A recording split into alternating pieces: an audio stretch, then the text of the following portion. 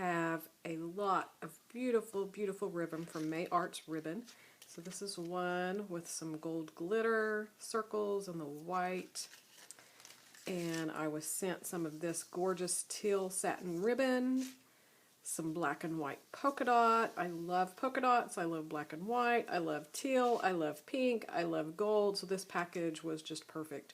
Some red kind of twine. This is a scalloped, and it's kind of satiny, and it's also adhesive backed.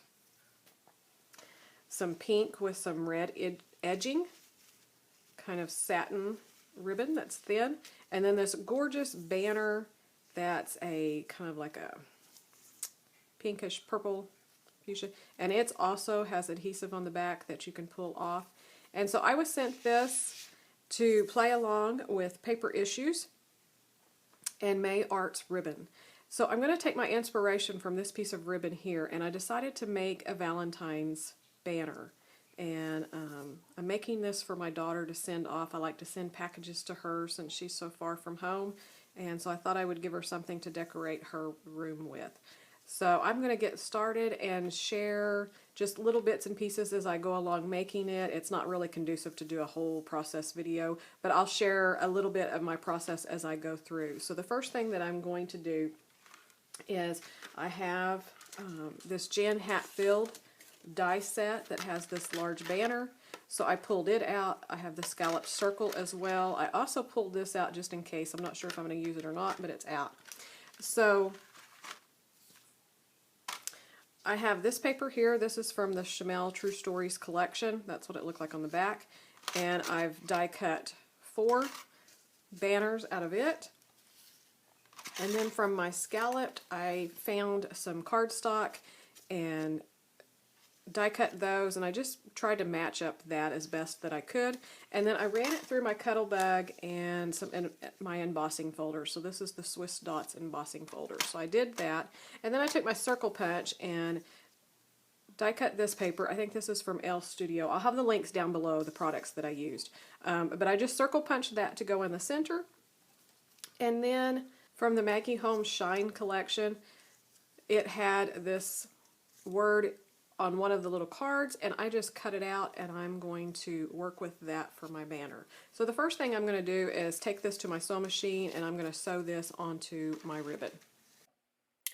Alright, so I sewed my banners onto my ribbon, and before I start decorating them, I wanted to do a little bit to these letters. They were kind of sinking into the background, so I wanted to put a little bit of color on them. And when I got to looking a little bit closer, this pattern paper had a little bit of splatters in a pink.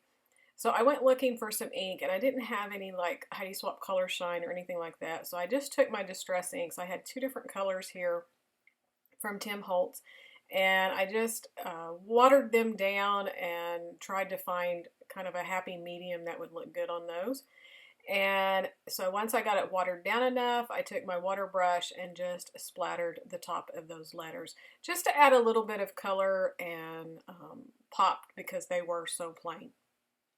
And then I debated back and forth of whether I wanted to color in, like shade one side or something, but I was afraid that I'd really mess them up. But I did go ahead and just put some color on part of the letters. And here I had a little bit of my scrap, and I was wondering if I could kind of distress the edges of the paper, so I was playing around, couldn't quite decide, and then I decided, yep, I can do that. So it's just a messy shading around the edges with just a little bit of that red dye ink around all of those pink circles.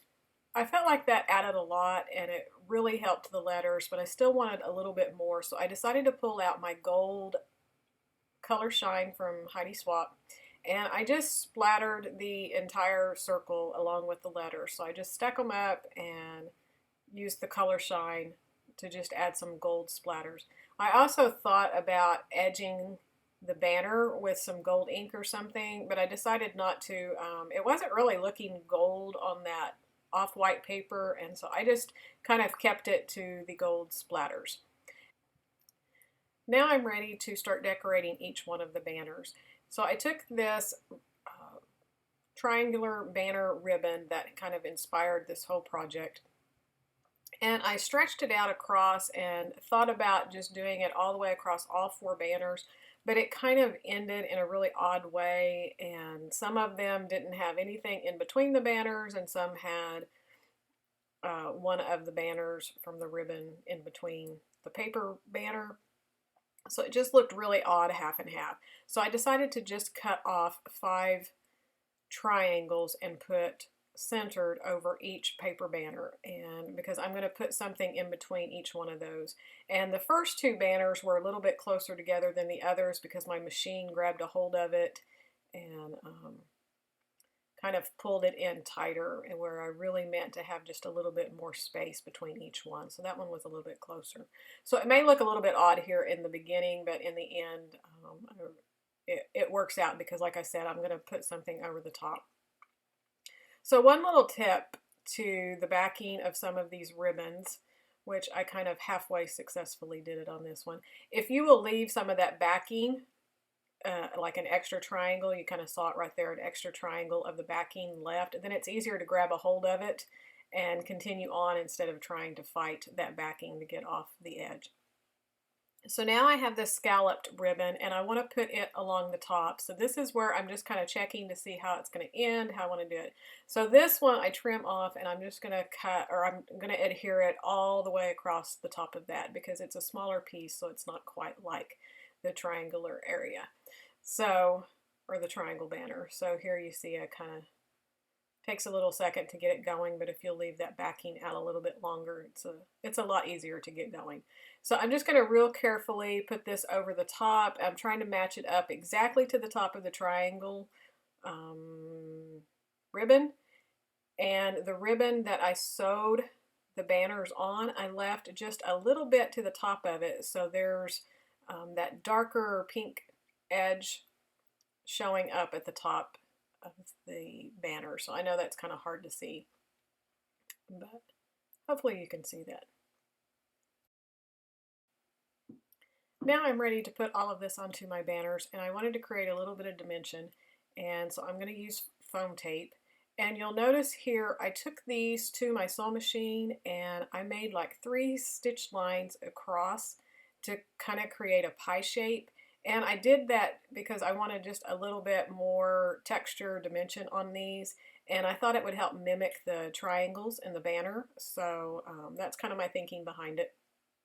So I just stitched and I left kind of the ends of the thread there, again, just for a little bit of texture. So I have foam tape on these. I'm just going to kind of center them up and down. I wanted just a little bit hanging off the edge, but not a whole lot.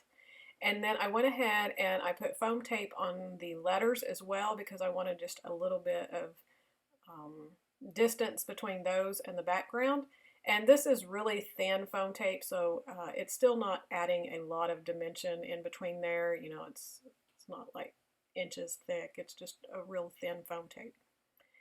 And then I wanted to go and put something between each one of the banners. And originally I thought about using these gold circles that was on the one ribbon, and I was going to put those in between.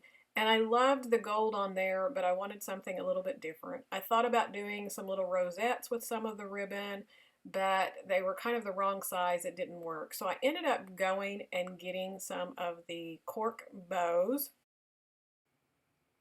And they're from the Dear Lizzie collection. And so I took 3 of those and I put to the center, and I also thought about putting them on the very end as well, but I decided just the 3 to the center was more balanced. And because I loved these little gold circles and it had more stitching and all of that, I decided to just tuck those up behind the letters and the circles just to add a little bit more gold to those. So I still used them. So here's the 3 Dear Lizzie bows. And then you'll notice in the photos here that I'm going to share of the finished banner, when I turned off the camera, I still wanted just a little bit of something. And I found some wood veneer hearts and arrows, and so I just kind of tucked those onto a few of the banners as well. So I hope you enjoyed this. Be sure to check out Paper Issues and the May Arts ribbons. They're absolutely gorgeous and stunning and beautiful to work with. So thanks so much for watching, and we will see you again real soon. If you need products from Paper Issues, use the code TinaGale to save 20% off your entire order. Thanks so much for watching, and we'll see you soon. Bye!